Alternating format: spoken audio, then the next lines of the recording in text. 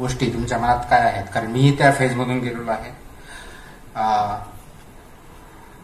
मी इथेही पुण्यातही अभ्यास केलेला आहे, मुंबईतही केलेला आहे स्पर्धा परीक्षेच्या तयारीसाठी. आणि मला जो आता आकडा सांगितला गेला की जवळजवळ 3 लाख विद्यार्थी एमपीएससी यूपीएससी या परीक्षेसाठी पुण्यामध्ये राहतात. खरोखरच हे खूप मोठी गोष्ट आहे. त्याचबरोबर ती काळजी करण्यासारखी सुद्धा गोष्ट आहे. कारण मला आठवतं की सर्वसाधारणपणे मी ज्यावेळेस यूपीएससीची तयारी करत होतो त्यावेळेस 300च्या आसपास काहीतरी सीट्स असायच्या. बाहेर काही अजून विद्यार्थी असतील तर इथं बसू शकतात स्टेजवरती, काही अडचण नाही. इथं जागा असायच्या 300, 350, 350 या रेंजमध्ये. आणि एक 3-3.5 लाख विद्यार्थी अप्लिकेशन करायचे यूपीएससीसाठी ऑल ओव्हर इंडियातून. आता तेवढे जर विद्यार्थी फक्त पुण्यामध्ये तयारी करत असतील तर ही खरोखरच एक चिंतेची बाब आहे. दुसऱ्या बाजूला स्पर्धा परीक्षेची तयारी करतात ही चांगली गोष्ट आहे, परंतु त्याचबरोबर आपल्याला ज्या स्पर्धा परीक्षा अवेलेबल आहेत, ज्या पोस्ट अवेलेबल आहेत, मग त्या स्टेट लेवलच्या असतील, सेंट्रलच्या असतील, ऑल इंडिया सर्व्हिसेस असतील किंवा कोणत्याही असतील, त्या अवेलेबिलिटीच्या प्रपोर्शनमध्ये जर आपण विचार केला तर एका पोस्टसाठी 1000, 2000, 5000 पण ही लाखामध्ये जर प्रपोर्शन जात असेल तर निश्चितच इथं विचार करण्यासारखी वेळ आपल्यावरती आली आहे असं मला वाटतं. याचा अर्थ तुम्ही स्पर्धा परीक्षा करू नये असा बिलकुल नाही. स्पर्धा परीक्षा निश्चित आपण तयारी केली पाहिजे, त्याच्यामध्ये यशस्वी झालं पाहिजे. त्यासाठी काय काय गोष्टी केल्या पाहिजेत, आपण कुठं चुकत असतो, त्या गोष्टी आपल्याला चांगल्या पॉझिटिव्ह पद्धतीनं कमी वेळेत चांगल्या कशा करता येईल याच्यावरती आपण विचार केला पाहिजे आणि त्या दृष्टीने पुढे गेलं पाहिजे. मला वाटतं संधीवर बोलण्याच्या अगोदर मी पहिलं चॅलेंजेसवरती बोलेल आणि मग आपण संधी कशा आहेत आणि त्या चॅलेंजेसवरती मात करून आपण ज्या संधी भेटतील त्याच्यातून पुढे कसं जायचं याच्यावरती विचार करू. आता ज्यावेळेस आपण स्पर्धा परीक्षा हा विचार करतो तर सर्वसाधारणपणे 2 शब्द इथं दिसतात, स्पर्धा आणि परीक्षा. स्पर्धा आपण 2 मिनिटांसाठी बाजूला ठेवूया. परीक्षा ही आपण आपल्या शैक्षणिक व्यवस्थेमध्ये सर्वसाधारणपणे 4थी पासून तरी देत असतो नेहमी, दरवर्षी. अॅन्युअल एक्झाम असेल, टेस्ट असतील, सेमिस्टर सिस्टम असेल, ज्या कोणत्या असेल, 4थी पासून आपली काही पहिली बोर्डाची परीक्षा म्हणून आपण करत असतो. आता काही त्याच्यात थोडंफार चेंजेस झाले, आता 5वीला ते बोर्ड आपण कमी करण्याचा प्रयत्न करतो, पण परीक्षा मात्र आपण तेव्हापासून देत असतो. किंवा शालेय जीवनामध्ये, कॉलेज जीवनामध्ये अनेक स्पर्धा परीक्षा असतात. म्हणजे स्कॉलरशिपची माझ्या काळात होती, आता एनटीएची आहे, किंवा इंटरनॅशनल लेवलच्या ही स्पर्धा 5वी पासून होतात. मॅथमॅटिक्स असेल, ऑलिम्पियाड असेल, ह्या आपण घेत असतो. पण मला एक सांगा, आपल्यापैकी पिसा PISA हे किती जणांना माहिती आहे किंवा वाचलेलं आहे? त्यांनी हातोरे करावं. पिसा एनीबडी? एक किंवा 2 हात मला दिसत आहेत. आता पिसा ही बेसिकली इंटरनॅशनल लेवलला, बेसिकली स्वित्झर्लंड मधून सुरू झालेली किंवा युरोपियन कंट्रीज मधून, OECD कंट्रीज ज्या आहेत तिथून सुरू झालेली शालेय स्तरावरची ही स्टुडंट रँकिंग असते, जे एक परीक्षा घेतली जाते आणि त्याच्यामध्ये मॅथमॅटिक्स पर्टिक्युलरली हे घेतलं जातं. आणि त्याच्यावरती कोण सक्सेसफुल होतं तर सर्वसाधारणपणे इंडियामधून कोणीच नसतं. मॅक्सिमम स्टुडंट हे एक सिंगापूरचे असतात. आता चायनाच्या बऱ्यापैकी त्याच्यामध्ये ओढा वाढलेला आहे किंवा रँकिंग येत आहे, किंवा युरोपियन कंट्रीचे असतात. इंडियामधलं किंवा साऊथ एशियामधलं त्याच्यामध्ये विद्यार्थी आपल्याला दिसत नाही. याचा अर्थ असा आहे का की आपल्याकडं जे मॅथमॅटिक्स शिकवलं जातं किंवा विद्यार्थ्याची बुद्धिमत्ता अशी कमी आहे? नाही, त्याचा बिलकुल असा अर्थ नाहीये. परंतु त्या दृष्टिकोनातून त्या पेडगॉगी ज्याला म्हणतो की शिक्षणाचं, शिकवण्याचं जे शास्त्र आहे त्याला पेडगॉगी असं म्हणतात, आणि लर्निंग याच्यावरती आपलं पाहिजे तसं त्या प्रमाणात कॉन्सन्ट्रेशन किंवा सायंटिफिक मेथडनी त्याच्यामध्ये इव्होल्युशन होताना दिसत नाहीये. गेल्या अनेक वर्षामध्ये आपण, ज्यावेळेस मी शाळेत होतो त्यावेळेस ऑपरेशन ब्लॅकबोर्ड, त्यावेळेस काही माहित नव्हतं, पण स्पर्धा परीक्षेच्या तयार करताना तुम्ही करत असणार ऑपरेशन ब्लॅकबोर्ड कधी सुरू झालं, कधी संपलं, सर्व शिक्षा अभियान कधी आलं वगैरे वगैरे, ह्या डेट्स आपण पाठ करत असतो, अभ्यास करत असतो. तेव्हा चालू होतं. आत्ताही आपलं सर्व शिक्षापासून आता समग्र शिक्षा अभियान आलं, म्हणजे ज्याच्यामधून आपले जे एलिमेंटरी एज्युकेशन आहे ते राईट टू एज्युकेशन ऍक्ट आला, की 14 वर्षापर्यंत फ्री अँड कंपल्सरी एज्युकेशन ज्या माध्यमातून आपण केलं ते आलं. ह्या स्कीम्स गव्हर्नमेंट मार्फत राबवल्या जातात जेणेकरून सर्वांना शिक्षण देण्यात यावं, कमीत कमी एलिमेंटरी एज्युकेशन देण्यात यावं. त्याच्यावरती इकॉनॉमिक किंवा आर्थिक भार कोणताही पडू नये. तो गरीब असेल किंवा श्रीमंत असेल, गावातला असेल किंवा शहरातला असेल, वाड्यातला असेल किंवा ट्रायबल एरियातला असेल, सर्वांना ते शिक्षण भेटलं पाहिजे हा त्याच्या पाठिंबाचा उद्देश आहे. आणि म्हणून अशा स्कीम्स तयार केल्या. त्याच्यातून सक्सेस पण झालं की आपल्या जवळजवळ आता 98-99% एनरोलमेंट असतं. पण 10वीला जाता बघितलं त्याचा ड्रॉपआउट रेट खूप कमी असतो. पर्टिक्युलरली 8वी नंतरही खूप मोठ्या प्रमाणात कमी होतं. मग आपण ग्रॅज्युएशन करतो. आपल्या माहितीस्तव जर आकडेवारी जगाची बघितली तर ग्रॅज्युएशन करण्याचं प्रमाण सर्वात जास्त कुठं असेल? एनिबडी? मला आवाज येत नाही. इंडियामध्ये पॉप्युलेशन जास्त आहे म्हणून नाही, जास्त नंबरमध्ये आहे आणि पर्सेंटेज मध्येही इंडियामध्येच आहे. आता ही चांगली गोष्ट का वाईट गोष्ट की डिपेंड्स आपण त्या शिक्षणाचा उपयोग काय करतो, ते शिक्षण कशा पद्धतीचं भेटलेलं आहे याच्यावरती अवलंबून राहतो. आणि जगामध्ये ग्रॅज्युएशन करण्याचं प्रमाण खूप कमी आहे. पर्टिक्युलर तुम्ही युएसए जा, युरोपियन कंट्रीजमध्ये जा, ग्रॅज्युएशन करण्याचं प्रमाण कमी आहे. कारण एज्युकेशन, स्कूलिंग एज्युकेशन बऱ्यापैकी फ्री आहे, पण कॉलेज एज्युकेशन त्याच्यामध्ये you have to pay for it. आणि तेवढी आपल्याकडे ऐपत असते की नसते हा एक भाग. त्याचबरोबर ग्रॅज्युएशन झाल्यानंतर जॉब्स, जे की तुम्ही आणि आम्ही, आपलं काय ठरलेलं असतं, ग्रॅज्युएशन झालं किंवा पोस्ट ग्रॅज्युएशन झालं तर काहीतरी नोकरी भेटेल ह्या अपेक्षेवरती किंवा आशेवरती, जी की चुकीची अपेक्षा आहे, जी चुकीची कल्पना आहे, त्याच्यावरती आपण ग्रॅज्युएशन करत असतो, पोस्ट ग्रॅज्युएशन करत असतो. आणि मग आपल्याला नोकरी भेटेल, आपलं जीवनमान उंचावेल, आपण कुटुंबाला आणू असा आपला विचार असतो. त्या दृष्टीने आपण ग्रॅज्युएशन आणि पोस्ट ग्रॅज्युएशन करत असतो. 12वीला मार्क पडतील त्याप्रमाणे काहीच नाही भेटलं तर आर्ट्समध्ये यायचं, मग काहीच नाही झालं तर डीएड बीएड करायचं, आता नेट सेट ते करून त्याप्रमाणे लेक्चरशिप होऊ, अशी ही एक कल्पना आहे. परंतु त्याचा उद्देश तसा कधीही नव्हता. सोशल सायन्सेसची गरज जगामध्ये अरिस्टॉटलच्या काळातही होती, आत्ताही आहे आणि उद्याही राहणार आहे. रादर सोशल सायन्सेसची गरज आज जास्त आयटी युगामध्ये वाढलेली आहे. हे रिसर्च अंती खूप मोठ्या प्रमाणात सिद्ध झालेलं आहे. त्याचं कारण असं आहे की आयक्यू बरोबरच आता इक्यू, ज्याला इमोशनल कोशंट असं म्हणतो, त्याचं महत्व वाढलेलं आहे. कारण तुम्हाला जगामध्ये चांगल्या पद्धतीने पुढे जायचं असेल तर फक्त इंटेलिजंट असून चालत नाही. इंटेलिजंट म्हणून तुम्हाला डिसिजन मेकिंग चांगल्या पद्धतीने करायची जर असेल तर इमोशनल क्वेश्चन तुमचा वाढला पाहिजे, हे त्याच्या पाठीमागचं कारण आहे.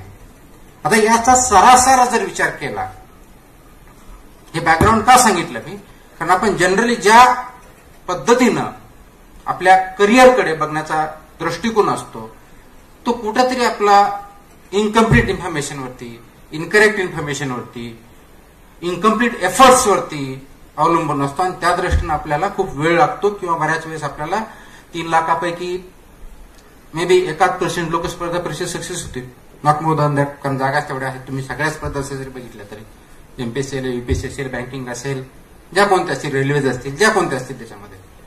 मग बाकीच्यानी काय करायचं, फेल व्हायचं का ते फेल झाले का? नाही, अभ्यास कधीही वाया जाणार नाहीये. आणि स्पर्धा परीक्षेचा अभ्यास योग्य प्रकारे केला असेल तर करिअरमध्ये डेफिनेटली तुम्ही सक्सेस होऊ शकता. कदाचित त्या परीक्षेमध्ये तुम्ही फेल झाला असाल, पण जीवनाच्या परीक्षेत तुम्ही फेल होणार नाही. परंतु त्यासाठी तो योग्य पद्धतीने तुम्हाला अभ्यास करावा लागेल. म्हणून हे चॅलेंजेस कोणते, कोणतीही स्पर्धा परीक्षा आपल्याला ज्यावेळी द्यायची असते त्यावेळेस कोणते चॅलेंजेस आहेत आपल्यासमोर. ग्रामीण भागातून बरेच विद्यार्थी येतात. आजचा ग्रामीण भाग आणि एक 20 वर्षापूर्वीचा ग्रामीण भाग याच्यामध्ये खूप मोठ्या प्रमाणात चेंज झालेला आहे. आपल्याला कदाचित आश्चर्य वाटेल, मी ज्यावेळेस शाळेत होतो 10वी पर्यंत बीड जिल्ह्यातलं माझं छोटंसं गाव आहे, तिथं होतो. मी टीव्ही बघितलेलं, टीव्ही काय असतो हे मला माहित नव्हतं. हे सांगण्याचा उद्देश एवढा आहे की आजच्या डेटला इलेक्ट्रॉनिक माध्यमातून आयटीच्या युगामुळं इन्फॉर्मेशन गॅप राहिलेला नाहीये. तो अवेलेबल आहे, गावापर्यंत आहे, वाड्यापर्यंत आहे. आजकाल मोबाईल प्रत्येकाकडे आहे, स्मार्टफोन आहे, त्याच्यामधून अगदी रिलायन्स सारख्यांनी अशा स्कीम आणलेल्या आहे की ते सगळीकडे अवेलेबल आहे. प्रश्न असा आहे की त्याचा उपयोग होतो, सदुपयोग होतो का दुरुपयोग होतो, दॅट इज द क्वेश्चन. आणि म्हणून इन्फॉर्मेशन 20 वर्षापूर्वी जो डिस्कनेक्ट अर्बन आणि रुरल इन्फॉर्मेशनच्या बाबतीत जो होता तेवढ्या प्रमाणात आता राहिलेला डेफिनेटली नाहीये. भारतामधल्या, महाराष्ट्रातल्या कोणत्याही गावात, कोणत्याही खेडेगावात आपल्याला ती इन्फॉर्मेशन भेटू शकते. इंटरनेटच्या माध्यमातून असेल, टीव्हीच्या माध्यमातून असेल, कोणतंही मीडियम असेल ते आज अवेलेबल आहे आणि बऱ्याचशा प्रमाणात स्वस्तातही ते अवेलेबल आहे. आणि म्हणून तो ऍक्सेस टू इन्फॉर्मेशन जो होता तो आज अवेलेबल झालेला आहे. त्याच्यावर दुसरा प्रॉब्लेम असा झाला की ऍक्सेस तर भेटला, पण इन्फॉर्मेशन एवढी फ्लडिंग आहे की त्याच्यातलं काय घ्यायचं हे मला कळत नाही. तो दुसरा प्रॉब्लेम झालेला आहे. आणि म्हणून ज्यावेळेस मी शाळेत होतो किंवा कॉलेजमध्ये औरंगाबादला आलो त्यावेळेस ची परिस्थिती आणि आजची परिस्थिती याच्यामध्ये जमीन आसमानचा फरक झालेला आहे. पण त्याच वेळात त्यावेळेची स्पर्धा परीक्षा आणि आजच्या स्पर्धा परीक्षा याच्यामध्ये फरक झालेला आहे. ग्लोबलायझेशनचं युग आलं. ग्लोबलायझेशनच्या बरोबर आपल्या इंडियामध्ये आपण लिबरलायझेशन ग्लोबलायझेशन पॉलिसीज आणल्या.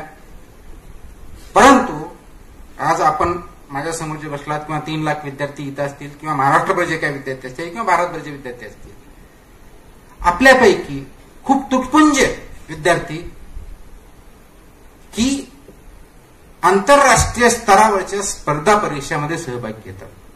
For example Harvard business school, Oxford, London school of economics, you name the world's best universities of the colleges, त्यासाठी किती जणांनी प्रयत्न केलेला आहे. ऑपॉर्च्युनिटी खूप आहे, नाही केलेला हे मला तर माहितीही नव्हतं ज्यावेळेस मी अभ्यास करत होतो. की रादर आता मी जे आम्ही सर्व्हिसमध्ये असतो त्यांना काही ऑपॉर्च्युनिटीज आहेत, त्यासाठी बरेच जण हार्वर्डसाठी जाऊन तो एक लिडरशिपचा कोर्स करायचा, कुठं पब्लिक पॉलिसीवरचा करायचा, असे कोर्सेस आता आपण किंवा पोस्ट ग्रॅज्युएट लेवलला इथून बीई होतात, इथून एमबीबीएस होतात, एमएस साठी यूएसला जाण्याचं थोड्याफार प्रमाणात आज प्रमाण वाढलेलं आहे. पण अंडर ग्रॅज्युएटला का नको? येस, पैसा हा एक त्याच्याला डेफिनेटली आहे, स्कॉलरशिप्स पण अवेलेबल आहेत, परंतु ती स्पर्धा म्हणजे पिसा मी उदाहरण शाळेतलं दिलं, हे मी तुम्हाला कॉलेज किंवा युनिव्हर्सिटी लेवलचं देतोय.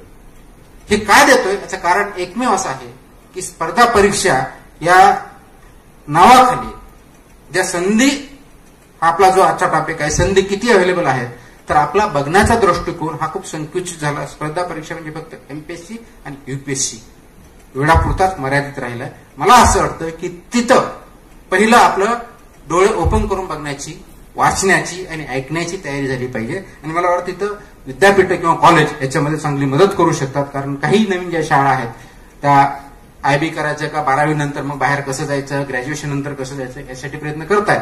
परंतु फक्त ते इंजिनिअरिंग आणि मेडिकल पुरतं मर्यादित न राहता सोशल सायन्सेसमध्ये सुद्धा खूप मोठ्या ऑपॉर्च्युनिटी ते सुद्धा एक्सप्लोर केलं पाहिजे. आणि जेणेकरून आपण आंतरराष्ट्रीयच्या स्पर्धा, तिथल्या परीक्षा आणि त्या लेवलचं कॉम्पिटिशन आपण करू शकतो, त्याच्यामध्ये यशस्वी होऊ शकतो. म्हणून हे ओपन अप होण्याची गरज आहे. त्याच्यामध्ये लीड विद्यार्थ्याबरोबरच शैक्षणिक संस्थांनी घेण्याची गरज आहे असं मला वाटतं. आता प्रश्न राहिला, आपल्या ज्या स्पर्धा परीक्षा आपण देतो, एमपीएससी, युपीएससी असेल, बँकिंग असेल, रेल्वेज असतील, ज्या संधी आपल्याला भेटतात, मग ते काही 12वी नंतर असू शकतात क्वालिफाईड, ते ग्रॅज्युएशन नंतर असू शकतात. चॅलेंजेस काय असतात? द फर्स्ट चॅलेंज माझ्या दृष्टिकोनातून जे आहे तर ते म्हणजे लँग्वेजचं असतं. तुम्ही लँग्वेजचं काय चॅलेंज म्हणाल? आज मराठीत मी एमपीएससी परीक्षा देऊ शकतो. येस, सगळ्या आपल्या शेड्यूल लँग्वेजेस जे आहेत त्याच्यामध्ये आपल्याला परीक्षा देण्याचा अधिकार युपीएससीने दिलेला आहे.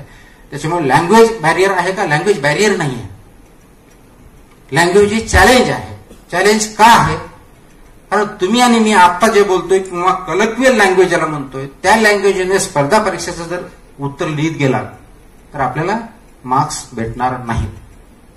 कारण लँग्वेज किंवा उत्तर ज्यावेळेस आपण लिहितो त्यावेळेस तुम्हाला तुमचं काय महत्व किंवा माहिती आहे, तुमचे अनालिसिस काय आहे, तुमचं उत्तर काय आहे, हे कम्युनिकेशन करण्याचं माध्यम आहे.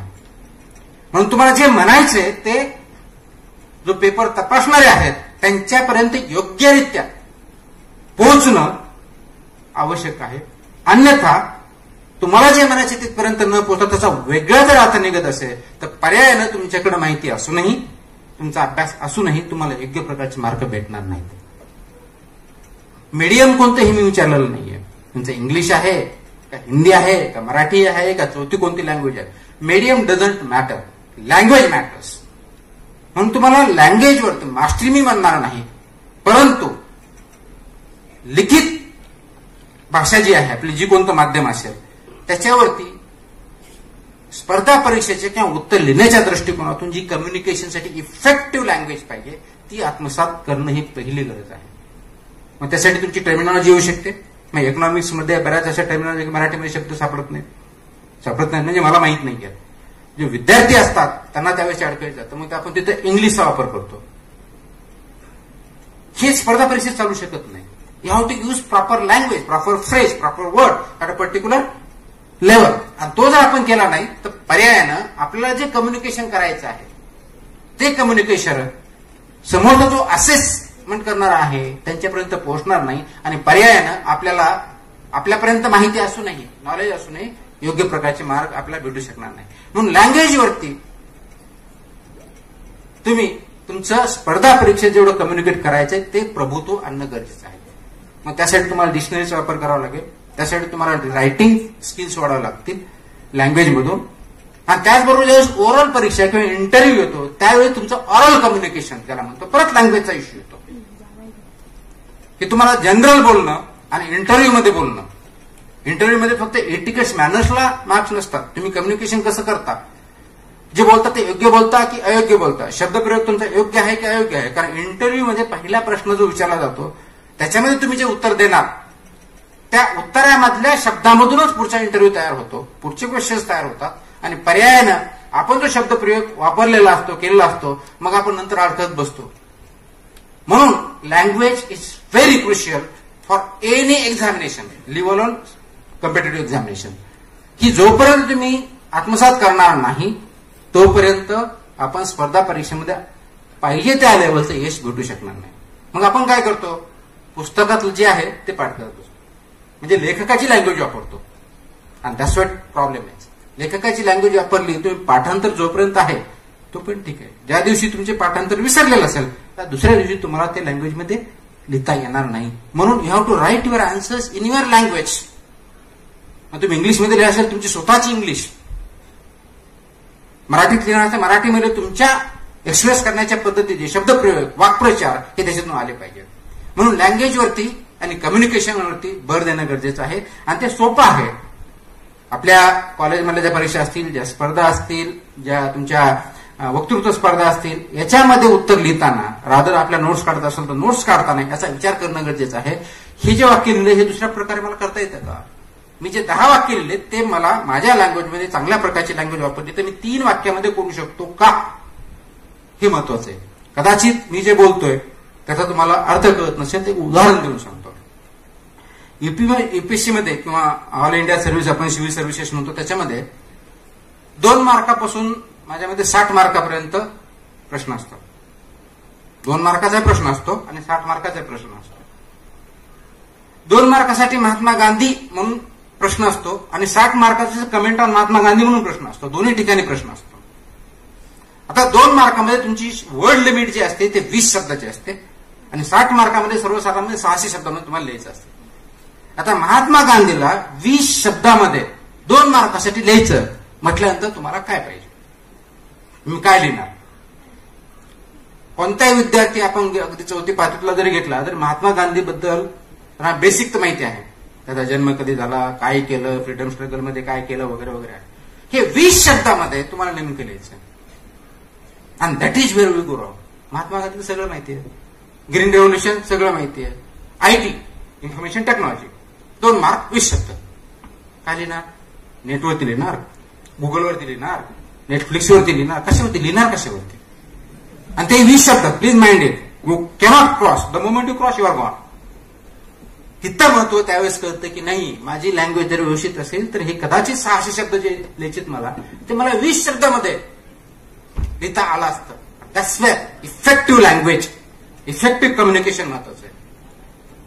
मी तुम्हाला जर आता विचारलं तर तुमच्याकडून काय उत्तर येणार मला माहिती आहे आणि वेळ कमी असल्यामुळे त्याच्याने जाणार नाही. पण काय लिहिणार? महात्मा गांधी भारताचे पितामह, इंडियन फ्रीडम स्ट्रगलचे मॅस मुव्हमेंट आणल्या, त्यांचा जन्म इथं झाला, इथं मृत्यू झाला. तुमचे ऑलरेडी 20 शब्द कधी संपलेले.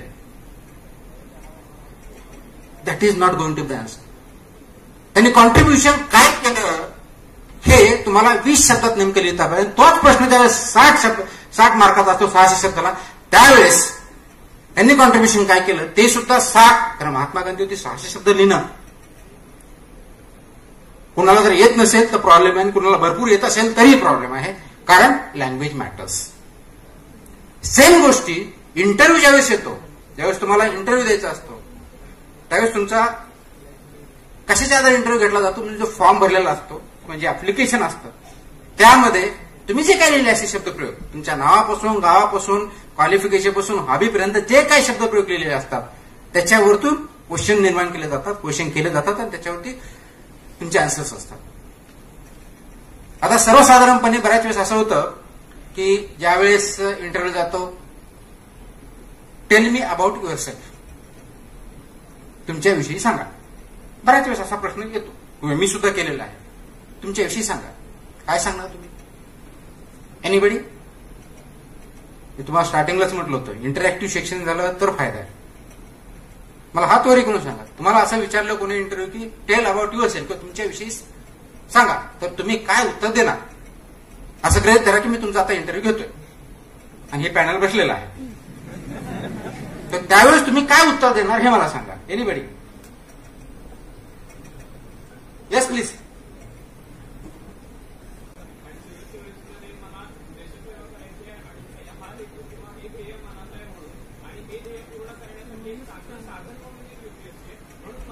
ओके, इकडे कोणते राहतो? देशामध्ये असताना इतिहासामध्ये काय रचना?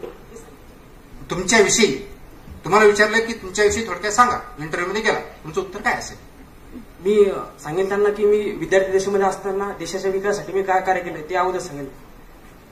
एनीबडी? त्यांच्यासमोर तुमचे ऍप्लिकेशन फॉर्म आहे, त्याच्यात तुमचं नाव आहे, तुमचं क्वालिफिकेशन आहे, तुमच्या हॉबीज आहेत, तुम्ही पुस्तक वाटलं ते पण त्याच्यात लिहिलेलं आहे. मग हे तुम्ही काय सांगताय? झिरो. लँग्वेज आपण नंतर येऊ, पण तुम्ही उत्तर काय दिलंय? असं नाही की तो सिंपल प्रश्न, तुमच्याविषयी माहिती विचारली, माझ्याविषयी मी काहीच बोललो नाही, तुम्ही स्वतःबद्दल 2 मिनिटं बोला, एवढंच विचारलेलं आहे. आपण काय सांगतो, मी हे आहे, हे आहे. ऍप्लिकेशन दिलं, प्रिलिमचं दिलंय, मेन्सचं दिलंय, भरपूर दिलंय.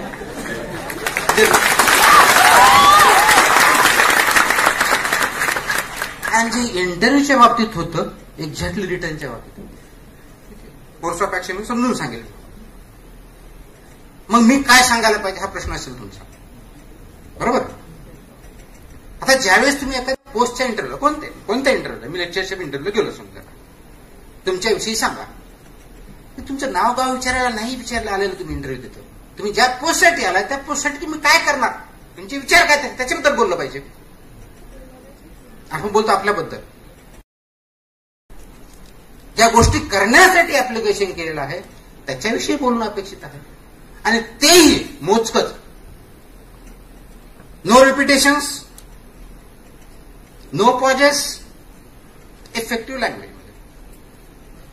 मग पहिले एक जण म्हटलं की देश सेवा करायला मला या सर्व्हिसमध्ये जायचं आहे, हे सर्वांचं स्टँडर्ड उत्तर असतं. माझंही कधी काही होतं, त्याच्यात चुकीचं काही नाहीये, पण खरोखर हा प्रश्न विचारतात, हा देश सेवा करण्यासाठी आपण चाललेलो आहोत का?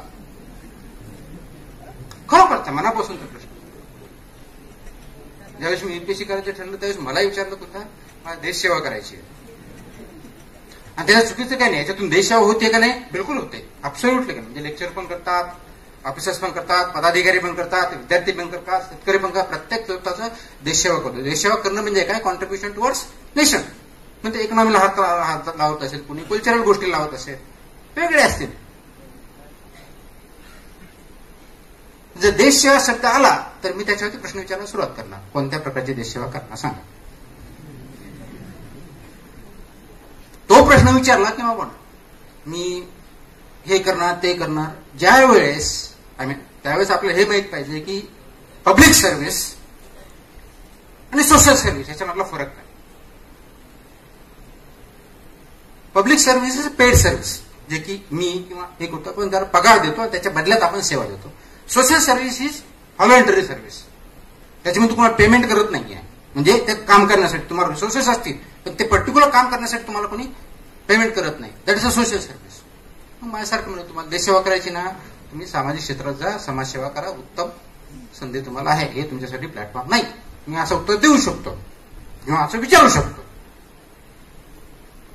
याचंच उदाहरण ज्यावेळेस तुम्ही उत्तर लिहायला येतात, मी कम्युनिकेशन आणि स्पर्धा परीक्षा याच्यातला बोथ म्हणजे रिटर्न आणि इंटरव्ह्यू, मी प्रिलिम्स बद्दल कसं करायचं किंवा काय ते थोडक्यात मी सांगेल, म्हणजे अभ्यास कसा करायचा मी सांगेल, तो खूप मोठा भाग नाही आहे. अप्रोच कुठं चुकतोय हे मला महत्वाचं. आणि म्हणून ज्यावेळेस मी लेखी परीक्षा देत असतो, आता एमपीसीला माझ्यामध्ये ऑब्जेक्टिव्ह झाली आहे, मला वाटतं की तो डिसिजन माझ्या वैयक्तिक दृष्टिकोनातून तो योग्य नाहीये, पण झाली आहे. युपीसीला अजूनही मेन्समध्ये तुमचे क्वेश्चन आन्सर्स असतात, ऑब्जेक्टिव्ह टाईप नाहीये. ज्यावेळेस मी उत्तर लिहितो त्यावेळेस नेमकं कसं लिहितो, काय लिहायला पाहिजे हे आम्हाला माहित नसतं. तुम्ही म्हणाला मी तर पोस्ट ग्रॅज्युएट किंवा मला गोल्ड मेडल आहे, युनिव्हर्सिटी 12वीत मी मेरिटला आहे आणि मला उत्तर लिहिता येत नाही, तुम्ही कसं काय सांगू शकता? बरोबर आहे, साहजिक उत्तर येईल. किंवा मी परीक्षा पास झालो, जे की मी गोल्ड मेडल नसेल, पण मी दरवर्षी 50%, 60%, 35% पास झालो, याचा अर्थ मला उत्तर लिहिता येतं. हा एक चुकीचा भ्रम आपल्याकडे खूप मोठ्या प्रमाणात आहे, कारण उत्तर कशी लिहायची हे आपल्याला कुणी सांगितलेलंच नसतं. जास्तीत जास्त काय त्या नवनीत गाईड आहे की दुसरे कोणते असतात, अपेक्षित आमच्या काळात ते 12वीला अपेक्षित असायचे, 10वी 12वीला. आता काय मला माहित नाही आहे. Very good. आता ज्यावेळेस मी विचार करतो अपेक्षित का म्हणायचे, आता अर्थ काय आला की जे अपेक्षित म्हणजे एक्सपेक्टेड क्वेश्चन्स म्हणून त्याला अपेक्षित म्हणत असते आणि त्याचे उत्तर दिलेलं असतं. किंवा नवनीत आपल्याला वाचून किंवा शिक्षण थोडंफार सांगितलं तेवढं वाचून आपल्याला योग्य वाटतं तसं आपण उत्तर लिहिण्याचा प्रयत्न करतो, पण मुळामध्ये उत्तर हे स्ट्रक्चर असतं हे कधी माहितच नाही आपल्याला. उत्तर लिहिल्यामुळे तुम्ही काय म्हणणार, उत्तरात पहिला इंट्रोडक्शन असेल, दुसरा गाभा असेल, तिसरा कंक्लुजन असेल. हे general standard format of writing answers. हे रॉंग नाहीये पण इनकम्प्लीट आहे. म्हणून अनेक वेळेस असं होतं की आपले जे वर्गमित्र असतात, अशी चर्चा होते की त्याच्यामध्ये की मी 4 पुरवण्या लावल्या, यांनी 1 पण लावली नाही, पण मार्क मात्र त्याला जास्त पडले, म्हणजे काहीतरी प्रॉब्लेम आहे. जोक्स अपार्ट, पण याच्यामध्ये जाऊन कधी विचार केला की त्याला कमी उत्तर लिहूनही मार्क जास्त का पडले आणि मी एवढं लिहूनही मला मार्क कमी का पडले, याचा कधी विचार केलाय का? Thought. That's exactly the difference between the winners and the losers. One of the रायटिंगच्या स्किलच्या बाबतीत बोलतोय मी. One of the major reasons की मला माहिती किती आहे, काय नॉलेज किती आहे, ही तपासण्यासाठी स्पर्धा परीक्षा नसते. Please mind this very clearly. तुमचं नॉलेज तपासण्यासाठी युपीएससीची मेन्स परीक्षा किंवा एमपीएससीची मेन्स परीक्षा ही घेतली जात नाही, किंवा इंटरव्ह्यू तुमचं नॉलेज तपासण्यासाठी घेतला जात नाही, हे कृपया डोक्यात भरून घ्या अगोदर. तुम्ही म्हणा असं कसं, तर जे काय नॉलेज तुमचं तपासायचं ते प्रिलिम्स मध्ये झालेलं आहे की मिनिमम नॉलेज तुम्हाला आहे, म्हणून तुम्ही ती स्क्रीनिंग टेस्ट त्यासाठी म्हणतात त्याला. ते स्क्रीनिंग टेस्ट तुम्ही पास झालात म्हणजे मिनिमम तुम्ही पुस्तक वाचलेले आहेत, मिनिमम अपेक्षित नॉलेज त्याच्यातलं आहे, त्या तुमच्या पर्टिक्युलर जो काय कट ऑफ येतो त्याच्यावरती आहात, म्हणून तुम्ही you are eligible for the exam after screening. तोपर्यंत तुम्ही एक्झामला एलिजिबल नाहीये, म्हणून तुमचं नॉलेज तपासलं जात नाही. प्लीज अंडरस्टँड करा. इंटरव्ह्यूला सुद्धा तुमचं नॉलेज तपासलं जात नाही, कोणतीही स्पर्धा परीक्षा असू द्या, कोणतीही. आपण काय करतो अभ्यास करताना, माहिती गोळा करण्याचं, म्हणजे मी पण रानडे लायब्ररीला बसायचो, त्याच्यातला फरक एवढाच होता की मी फक्त अभ्यास करायचो, बाकीच्या गोष्टी नाही करायचो. काय केलं पाहिजे दिस इज क्वेश्चन. जोपर्यंत हे तुम्ही समजून घेणार नाही तोपर्यंत तुमचे एफर्ट्स वाया झाले. मी तुम्ही म्हणत नाही की तुम्ही एफर्ट्स करत नाही, तुम्ही भरपूर मेहनत करता, घोर मेहनत करता. That is the problem. Donkey work is of no use. ही ढोर मेहनत करणं थांबवा. ढोर मेहनत ही ढोरांनी करायची असते, माणसांनी नाही. हे जोपर्यंत तुम्ही समजून घेणार नाही तोपर्यंत स्पर्धा परीक्षेचं गमक तुम्हाला समजणार नाही. मग बऱ्याच वेळेस ऐकलं असेल जे यशस्वी असतात, म्हणजे आता सीएसआर वगैरे आहे का दुसरे कोणते, क्रॉनिकल मॅगझिन्स स्पर्धा परीक्षा कोणते येतात का नवीन कोणते आहेत. माझ्या काळात क्रॉनिकल्स भरपूर चालायचं, स्पर्धा सीएसआर चालायचं. मग ते इंटरव्ह्यू मध्ये बोलतात सगळं, मी वाचायचो आणि मी बोललो इंटरव्ह्यू देताना, winners do things differently not different things. Winners do things differently not different things. ते वेगळ्या गोष्टी करत नाही, पण त्याच गोष्टी वेगळेपणाने करतात, हा विनर होतो, त्याचा हा मध्यवर्ती. म्हणजे नेमकं काय? एक्झॅक्टली दिस. ते फक्त माहिती गोळा करण्याच्या पाठीमागं पळत नाही. तुम्ही ग्रॅज्युएशन केलंय, पुस्तक वाचलेत, प्रिलिम्सची परीक्षा दिली, पास झालात, याचा अर्थ मिनिमम रिक्वायर्ड इन्फॉर्मेशन तुमच्यापर्यंत आहे. याचा दुसरा अर्थ असा काढू नका की तुम्हाला माहिती घ्यायचीच नाही, किंवा नॉलेज गोळा करायची नाही. बिलकुल नाही. फक्त त्याच्या पाठीमागे लागू नका, त्याच्या पाठीमागे. कारण उत्तरामध्ये depending on the nature of the question माहितीसाठी फक्त